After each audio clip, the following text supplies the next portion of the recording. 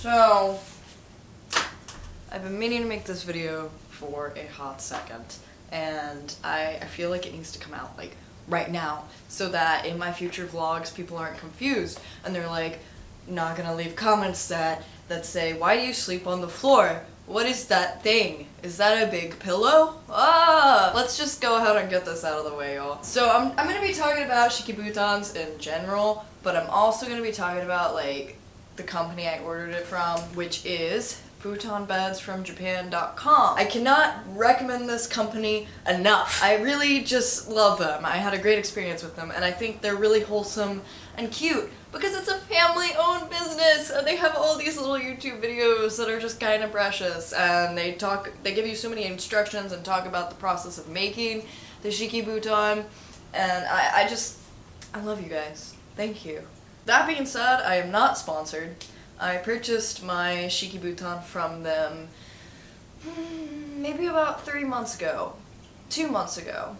2 to 3 months ago. I'm not sponsored by them. I really wouldn't be mad at them though if they kind of gave me a little bit of a deal on the kakebuton, which is the top blanket to the shikibuton. You know, that's a little out of my price range, but I love me one of those. The company is great. They responded to my questions super quickly, like within a day, and to be fair, they're in Japan, so the time zone's a bit different.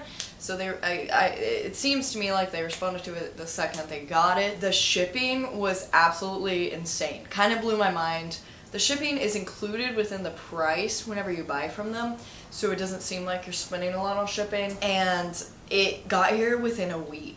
Like, all the way from Japan. So, I am super impressed, and it got here safely. It was wrapped very tightly. They vacuum sealed it, which is awesome. It came with these little clips to like hang it up, which I'll get into.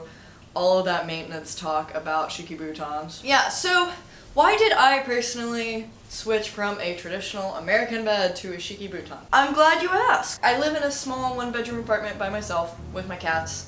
So there's a couple of reasons. I wanted more room.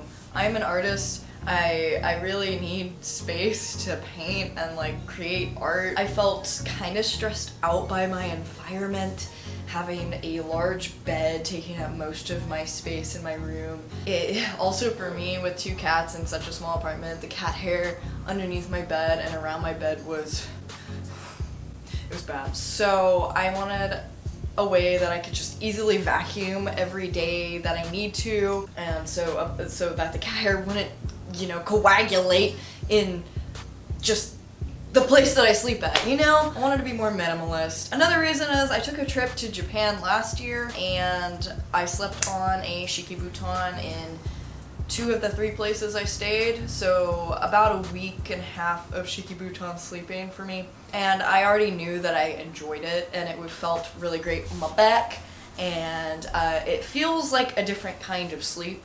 I feel more rested, I wake up earlier.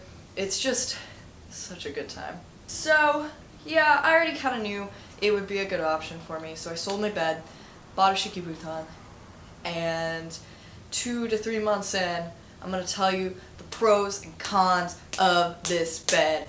Alright, and I got it written down because I'm a professional, so here we go. Okay, one thing that I did not consider whenever I purchased this, that has turned out to be an enormous pro for somebody that has trouble falling asleep, is I have this routine every night now where I have to lay out my bed, lay out my covers, and it takes a good 10 to 30 minutes depending on how slow I am that night. But this puts my brain in sleep mode, so whenever I lay down, I fall asleep like within 20 minutes, which may sound like a lot to some people, but for me, it's not, considering I was falling asleep within an average of 45 minutes to 2.5 hours most nights before I switched to the shikibuton. That's been good. I think that can help a lot of people because I think we often fall into the routine of laying in our bed just to chillax, or laying in our bed to scroll on our phones, and there's no established sleep time ritual. But with a shikibuton, it's completely changed my life, and I have one, and I can fall asleep now. It's great. Another thing I kind of briefly mentioned was I don't have any more back pain, So whenever you're sleeping on a traditional American bed, whether it's like a firm or a soft bed, there is going to be a bit of a dip, right, where your hips are, because that's like where all the mass is, you know, on your body. So your bed starts to form this dip and your spine curves and it hurts. It hurts so bad. I'm not somebody that I feel is qualified to talk about our bone structure and how humans are supposed to sleep, but I know that there are a ton of wonderful videos and articles out there by more qualified people. I have a few in mind. I may link in the description, so check down below for that. But based on my experience, I can tell you I don't have any more back pain. None. What? So, one thing that is both a pro and a con of a shikibuton is that I can't really take naps anymore. So for me, I think this is probably more of a pro than a con because I've been way more productive. I have been doing more art. I started YouTube again. Check out my other videos, please. I don't know, I feel like I'm more active. I feel like my room during the day when it's not folded out is an active space, whereas before I would come in and just kind of like lay in bed for no reason. Even if I wasn't sleeping, I just lay there and be depressed. But it's not that way anymore. If I do feel like chillaxing, I'll either chill on my couch, which sucks, so I don't do that very often, but if you have a good couch, you won't have that problem. Or I'll just chill on my floor, which is kind of nice. And my cats like it. It's fun. Depending on who you are and what lifestyle you're trying to live, this can be a pro and a con. Whenever I'm really tired, it's definitely a con. And is something to consider for yourself. Okay, I've given you a few pros, so let's talk about some cons that you need to consider before purchasing your shikibuton. If you have pets, like me, cats, dogs, ferrets, you have to keep an eye on them. And when you're not using your shikibuton, I would definitely recommend storing it in a closet or a space your animals do not go to, because they will pee on it. Maybe. I don't know, it depends on your animal. But I have experienced this one time, and luckily I had like 1,800 blankets on top of it, so it did not soak through to my shikibuton. But my cat decided that was going to be her litter box for the night. She was also pissed off at me for something, so I don't know, she's a little dramatic. Yeah, that was a little traumatizing. I haven't had that issue since, and also there is a whole page on Futon Beds from Japan.com that talks about what to do if your cat or dog pees on your bed. If that happens to you, there are resources out there to help you. You probably won't have to replace the whole bed. The main con that I have experienced with this bed is I was sick one time, like fever, chills, body aches, all that jazz. Laying down on the floor when you have body aches and chills is not ideal. I gotta be honest, it's not ideal. That was the only time I missed my bed. Definitely something to consider. Another thing is if you are a side sleeper, it might be more difficult for you to get comfortable. It did affect me quite a bit when I first got my shikibuton. I was having a lot of trouble getting comfortable, but I've now kind of adjusted to it. I'm more acclimated to sleeping on my back now. But yeah, so if you're a side sleeper, maybe not for you.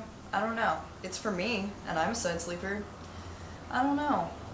Something to consider. Speaking of adjusting, there was a adjustment period. There was an adjustment period. It was a good solid 2.5 weeks. It's a different way of sleeping. It's gonna take some time to get used to it. I suspect that if I were to go spend like a week or even like a few days on an American bed and come back to my shikibuton, I'm gonna have to relive that adjustment period, maybe on a smaller scale. But yeah, when you first get it, you might enjoy it, you might have an adjustment period like I did, everybody's different, but just expect the first couple of weeks to be a little more rough than the rest of your experience with the shikibuton will be. Something that I don't really consider a pro or a con, you might consider it a con, to me it's a little bit more neutral, is you do have to maintain your bed a little bit. There is some maintenance and work that goes into having a shikibuton if you want it to last.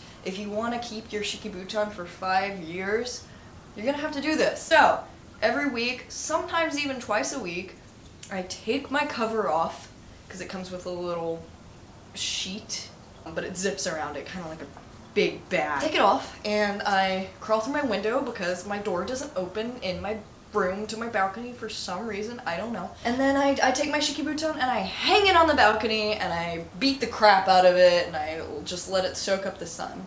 So this helps maintain its fluffiness. It also helps get any bacteria like dead skin or sweat, you know, because we are gross humans, out of this mattress. And it just like keeps it fresh, keeps it good. So if you don't do this, your mattress won't last as long. And I would definitely advise you to not skip the maintenance. Because honestly, after like 5 to 6 days of sleeping on it, you can tell it's kind of thinner.